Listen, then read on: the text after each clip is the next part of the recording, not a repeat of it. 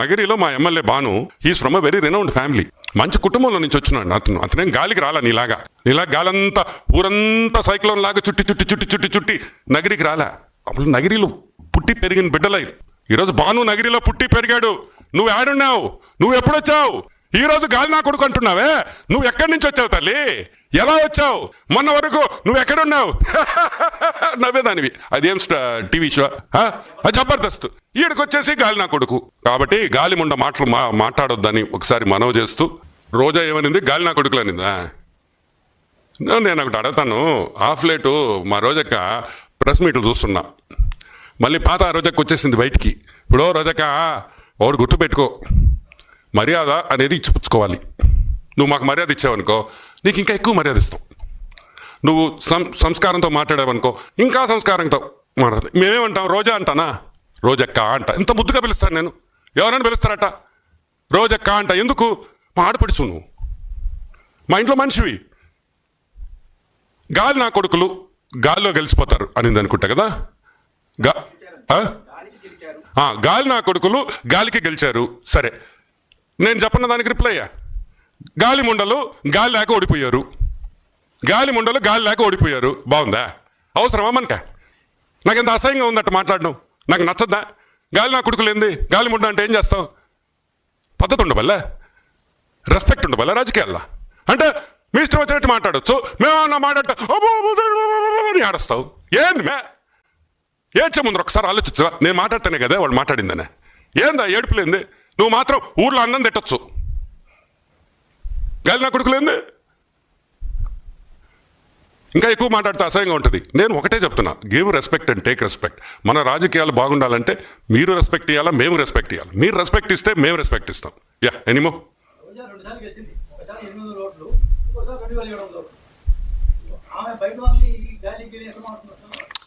పాపం last time మా రోజక్క గెలవడం అంటే అది మనం చేసిన తప్పే. వాస్తవంగా ఆ రోజు అదేదో చిన్న డిస్ప్యూట్ వల్ల ఆమె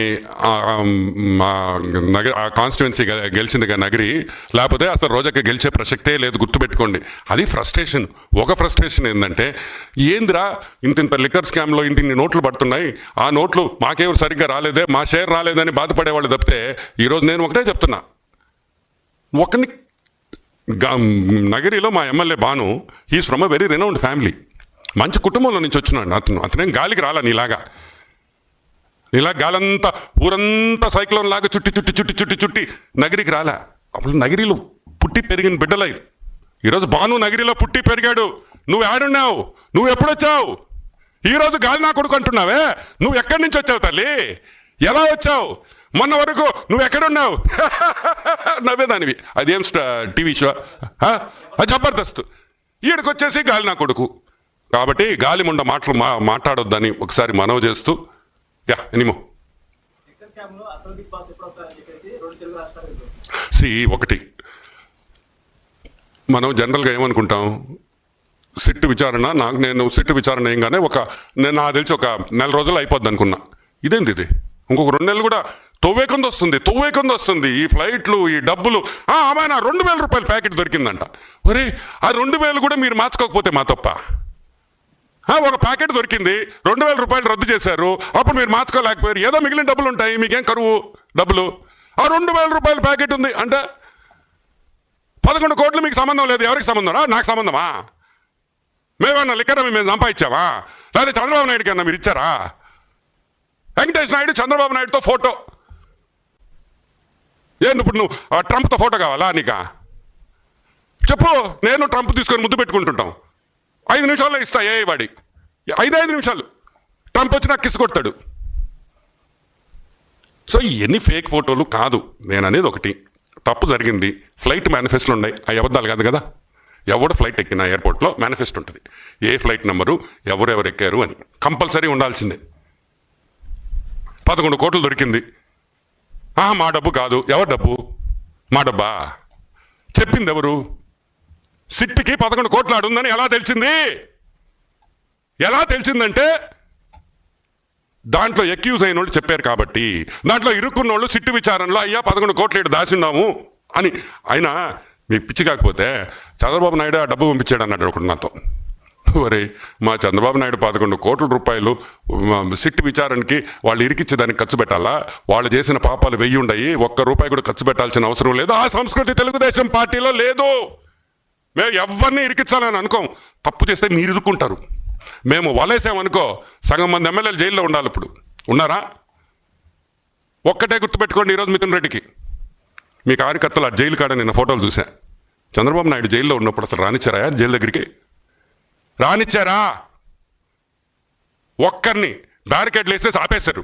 కానీ ఈరోజు that is Telugu Desam, that is Telugu Desam, that is Telugu Desam party. Rules, న్యాయం, ధర్మం అవి ఉన్నాయి కాబట్టే ఈరోజు మేము ఇంకా పార్టీలో ఉన్నాం, పార్టీ కోసం పోరాడుతున్నాం. యా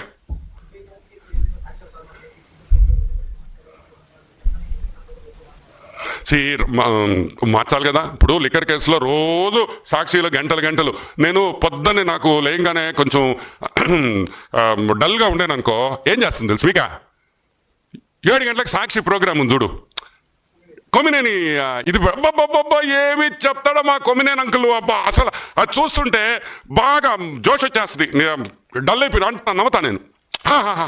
ఏం చెప్తాడంటే అతను నిజంగా అంత కామెడీయే, ఒక్క నిజం ఉండదు దాంట్లో. ఆమె ఎవడో ఫోన్ చేస్తాడు, ఫోన్ ఇన్ వాడు ఏమైనా పొరపాటు మాట్లాడితే కట్ అయిపోతుంది, వాడు ప్రోగా మాట్లాడితే వినిపిస్తారు. సో నేనేమంటానంటే ఈ జస్టిఫికేషన్స్ వద్దు, అయిపోయిన సినిమా, మీరు ఇరుక్కున్నారు, దయచేసి వచ్చి తప్పు అయిపోయిందని క్షమాపణ అడిగి జైలుకి పోయేసి న్యాయ వ్యవస్థ ఏ శిక్ష ఇస్తే ఆ శిక్ష అనుభవించేసి రాండి, మళ్ళీ రాజకీయ ప్రవేశం చెయ్యండి. మేము వెల్కమ్ చేస్తాం, ఎవరిని మేము దూరం చేయడం. మనం అందరం ఒకటే, ఒక కుటుంబం. పొలిటికల్గా మీరు వైసీపీ అయ్యుండొచ్చు, మేము టీడీపీ అయ్యుండొచ్చు, వీఆర్ నాట్ ఎనిమీస్.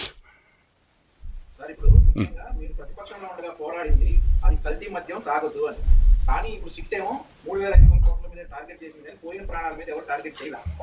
ఇప్పుడు ఆ పోయిన ప్రాణాల గురించి కూడా వాల్యూ ఉంది కదా సార్, దాన్ని కూడా మరి ఇందులో జాయిన్ చేయాలి కదా. డెఫినెట్గా. ఇప్పుడు అక్కడ ఏమవుతుందంటే, ఇదిగో సపోజ్ ఈ లిక్కర్, ఇప్పుడు ఈ లిక్కర్ అని ఎత్తేసారు. ఇప్పుడు ఈ బ్రాండ్స్ ఎక్కడైనా దొరుకుతున్నాయా మీకు? ఏ షాపులో అయినా? ఈరోజు మీకు ఒక విషయం చెప్పాలి. మొన్న ఒక షాపుకి పోయా, మా నెల్లూరులో కొత్త షాప్ పెట్టారు. ఆహా ఎంత ఆనందంగా ఉండింది. బడ్వైజరు, కింగ్ఫిషర్, అల్ట్రా, ఆ బీర్లు చూస్తుంటే ప్రాణం అట్ట లేసింది ఒకసారి. అదే జగన్మోహన్ రెడ్డి ప్రభుత్వంలో ఒక బీర్ తాగాలంటే ఇది ఒక్కటే ఉండేది, సింగిల్ బీర్. ఇంకేందో బీర్లు ఉన్నాయి, చూస్తేనే భయం వేసేది. సో నేనేమంటానంటే, ప్రాణాలు పోయిన ప్రాణాలు మనం తీసుకురాలేం. There nothing we can do. Yes, accountability అంటే మళ్ళీ ఏ ప్రభుత్వం ఉన్నా, ఈ రాష్ట్రంలో కాదు ఈ దేశంలో ఏ ప్రభుత్వం ఉన్నా కానీ 100% ఇటువంటి జరగకుండా చేయాల్సిన బాధ్యత ఈ ప్రభుత్వం, ఎన్డీఏ కూటమి మీద ఉంది. ఇటువంటి మళ్ళీ జరగనివ్వము అనేది మనం చేయగలిగింది. Okay, that's a good question. పక్క రాష్ట్రాల్లో సేల్స్ తగ్గినాయి. పక్క రాష్ట్రాలే కాదు, ఇంకా చూడండి, ఒకప్పుడు జగన్మోహన్ రెడ్డి ప్రభుత్వం ఉన్నప్పుడు, వైసీపీ ప్రభుత్వం ఉన్నప్పుడు రోజు సీసాలు పట్టుకునేది. వాస్తవం చెప్పాలంటే నేను కూడా దొంగనే. ఎప్పుడైనా హైదరాబాద్ పోయినప్పుడు ఒక 2-3 బాటిల్స్ కార్లో పెట్టుకొని వచ్చుకునేవాడిని. నేను నిజం చెప్పాలి కదా, దొరకలేదనుకో, దొరుకుంటే బొక్కలో వేసేవాళ్ళు, అది వేరే విషయం. కానీ నేను కూడా తెచ్చుకున్నా. ఈరోజు నాకు ఫోన్ చేస్తున్నారు ఆడి నుంచి, ఒరే ఒక 4 సీసాలు పంపిరా, మంచి బ్రాండ్లు ఉన్నాయంట అని. సో నేను అనేది ఏంటంటే, ఒకప్పుడు మేము లిక్కర్ ఒక 2-3 సీసాలు పెట్టుకొని ఆంధ్రాలో తెచ్చుకునే చెక్ పోస్ట్ కాడ ఆపేవాళ్ళు, చెకింగ్ చేసేవాళ్ళు. లిక్కర్ ఇప్పుడు ఎవరు చేస్తున్నారు? ఎవరు చేయటంలా. ఎందుకు? ఒక సీసా కూడా రావట్లేదు లోపలికి, ఇంకా ఇక్కడి నుంచి సీసాలు ఎత్తుకోబోతున్నారు. సో న్యాచురలీ అదే ఒక ఉదాహరణ. ఈరోజు పొరుగు రాష్ట్రాల్లో, బార్డర్ ఏరియాస్లో అంతా సిబిఎన్ మందు కొంటున్నారు, నాణ్యమైన మందు కొంటున్నారు, మంచి మందు కొంటున్నారు, ప్రాణాలకి ఇబ్బంది లేకుండా తాగుతున్నారు. చీర్స్ అంటున్నారు, చీర్స్ టు బాబు అని కూడా తాగుతున్నారు కొంతమంది. ఎందుకు? మా ప్రాణాలు కాపాడుతున్నారు చంద్రబాబు నాయుడు. ఈ మందు తాగిన వల్ల, మందు అనేది ఒక వ్యసనం, ఆ వ్యసనంలో కూడా మంచి మందు తాగుతున్నాం అనే ఆనందంతో ప్రజలు ఉన్నారు. రేట్లు కూడా చాలా రీజనబుల్గా ఉన్నాయి. అండ్ 100% నాకు తెలిసి ఒక 10 to 15% తమిళనాడు, కర్ణాటక అండ్ తెలంగాణలో డెఫినెట్గా ఎక్సైజ్ ఇది కూడా తగ్గుతుంది. Okay, thank you. యా